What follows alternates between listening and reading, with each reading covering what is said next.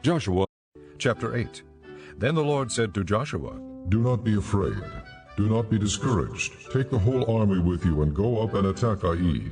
For I have delivered into your hands the king of Ai, his people, his city, and his land. You shall do to Ai and its king as you did to Jericho and its king, except that you may carry off their plunder and livestock for yourselves. Set an ambush behind the city. So Joshua and the whole army moved out to attack Ai. He chose 30,000 of his best fighting men and sent them out at night with these orders. Listen carefully. You are to set an ambush behind the city. Don't go very far from it. All of you be on the alert. I and all those with me will advance on the city, and when the men come out against us, as they did before, we will flee from them. They will pursue us until we have lured them away from the city, for they will say, They are running away from us as they did before. So when we flee from them, you are to rise up from ambush and take the city. The Lord your God will give it into your hand. When you have taken the city, set it on fire. Do what the Lord has commanded. See to it. You have my orders.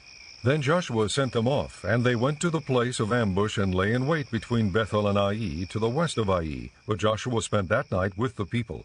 Early the next morning Joshua mustered his men, and he and the leaders of Israel marched before them to Ai. The entire force that was with him marched up and approached the city and arrived in front of it. They set up camp north of Ai, with the valley between them and the city. Joshua had taken about 5,000 men and set them in ambush between Bethel and Ai to the west of the city. They had the soldiers take up their positions, all those in the camp to the north of the city, and the ambush to the west of it. That night Joshua went into the valley. When the king of Ai saw this, he and all the men of the city hurried out early in the morning to meet Israel in battle at a certain place overlooking the Arabah. But he did not know that an ambush had been set against him behind the city. Joshua and all Israel let themselves be driven back before them, and they fled toward the desert. All the men of Ai were called to pursue them, and they pursued Joshua and were lured away from the city.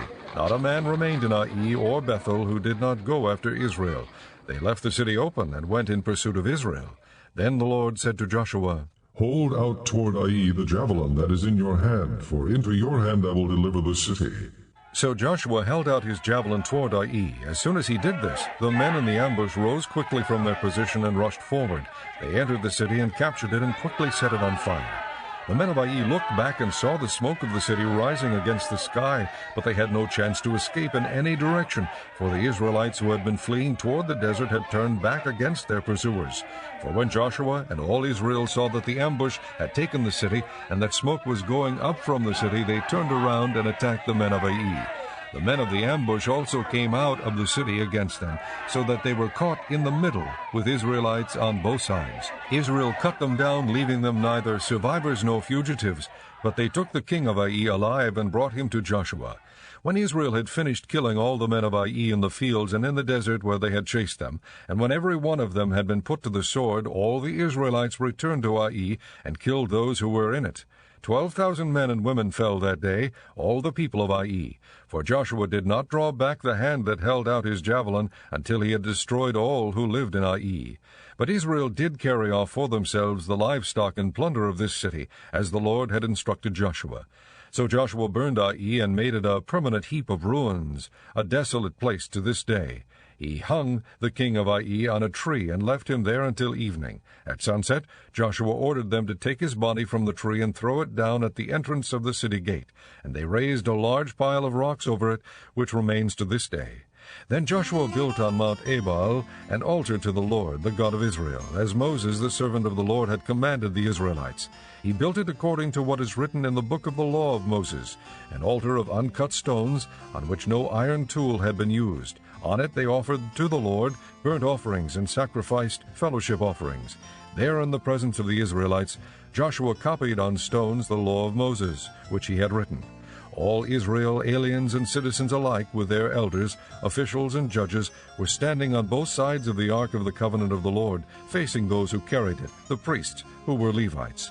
Half of the people stood in front of Mount Gerizim, and half of them in front of Mount Ebal, as Moses, the servant of the Lord, had formerly commanded when he gave instructions to bless the people of Israel. Afterward Joshua read all the words of the law, the blessings and the curses, just as it is written in the book of the law. There was not a word of all that Moses had commanded that Joshua did not read to the whole assembly of Israel, including the women and children and the aliens who lived among them.